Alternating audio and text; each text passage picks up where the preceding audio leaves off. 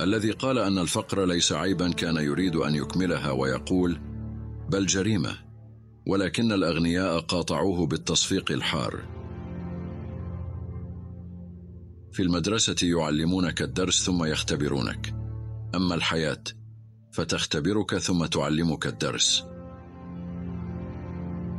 العقل الواعي هو القادر على احترام الفكرة حتى ولو لم يؤمن بها. أن تحسن لمن أحسن إليك الكل يستطيع ذلك، لكن أن تحسن لمن أساء إليك ذلك لا يستطيع فعله إلا العظماء. إذا حوصرت بالأوهام والوساوس والقلق والمخاوف فاجعل لسانك رطبا بذكر الله. تريد النجاح؟ ثق بالله ثم بنفسك، وتجاهل من يقول هذا صعب وهذا مستحيل. الثقة بالله هي عقلية العظماء.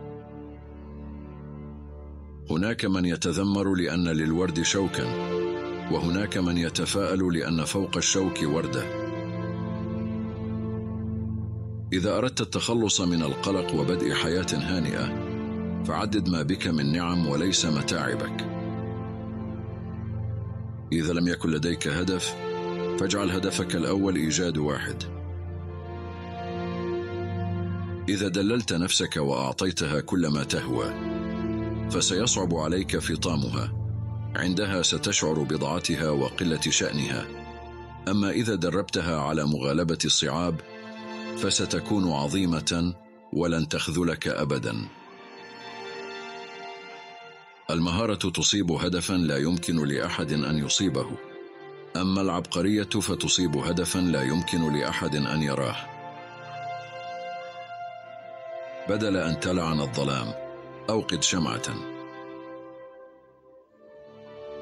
لا تقل أبدا أنك لا تملك الوقت الكافي، فإن جميع العظماء كان يومهم 24 ساعة ولم يزد. استفذ من جميع الناس، الكبير والصغير، العالم والجاهل، ولا تحتقر رأي أحد مهما كان، فقد يكون لديه من سداد الرأي ما يفوق تصورك. ما دمت مؤمنا بهدفك ومتوكلا على الله فإنك ستتحول إلى مغناطيس جبار يجتذب إليه كل ما هو ضروري من الأشياء والأحداث والأشخاص والمعلومات لتحقيق هذا الهدف. اجعل من نفسك شخصا نزيها، وسوف تتأكد من أن عدد الأوغاد في العالم قد نقص واحدا. أحيانا يغلق الله سبحانه وتعالى أمامنا بابا لكي يفتح لنا بابا آخر أفضل منه، ولكن معظم الناس يضيع تركيزه ووقته وطاقته في النظر إلى الباب الذي أغلق بدلا من باب الأمل الذي انفتح أمامه على مصراعيه. اعمل بالممكن ولا تنسى الطموح. تذكر في بعض الأوقات أن من فضل الله عليكم أنك لا تنال ما تريد. قد يتحول كل شيء ضدك ويبقى الله معك، فكن مع الله يكن كل شيء معك. وقتما وجدت نفسك في صف الأغلبية فقد حان وقت التغيير. القائد الحقيقي هو ذلك الرجل الذي يتحمل المسؤولية، فهو لا يقول غلب رجالي، وإنما يقول غلبت أنا، فهذا هو الرجل حقا. لا تقل يا رب عندي هم كبير، بل قل يا هم عندي رب كبير. السمعة تأخذ منا 20 سنة لصناعتها و5 دقائق فقط لهدمها. إذا أخذت هذا الأمر بعين الاعتبار فسوف تقوم بأعمالك بطريقة مختلفة.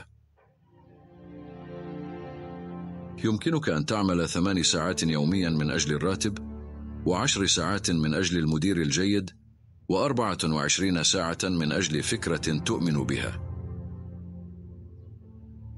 إذا لم تكن لديك الرغبة في المخاطرة في بعض الأحيان فعليك أن ترضى بأن تكون شخصا عاديا. ينبغي للعاقل أن يختار من اللباس ما لا تحسده عليه العامة، ولا تحتقره فيه الخاصة. الحياة رحلة في مهرجان إلهي مقام للبشر في كل مكان وفي كل أوان، فاستثمر قوتك وانطلق وتمتع بجماله ما دمت فيه، وتعاطف مع الأرواح القريبة من روحك، ولا تنسى أن هذه الرحلة برمتها هي معبر لحياة خالدة، فالتمس السعادة في الدنيا والسعادة الأبدية في الآخرة. لا تأسف على اليوم فهو راحل، واحلم بشمس مضيئة في غد جميل. أعمل من أنت مسؤول عنهم كما تحب أن يعاملك من هو مسؤول عنك. ازرع فكرة وسوف تحصد فعلا، وازرع فعلا وسوف تحصد عادة، وازرع عادة وسوف تحصد شخصية، وازرع شخصية وسوف تحصد مصيرا.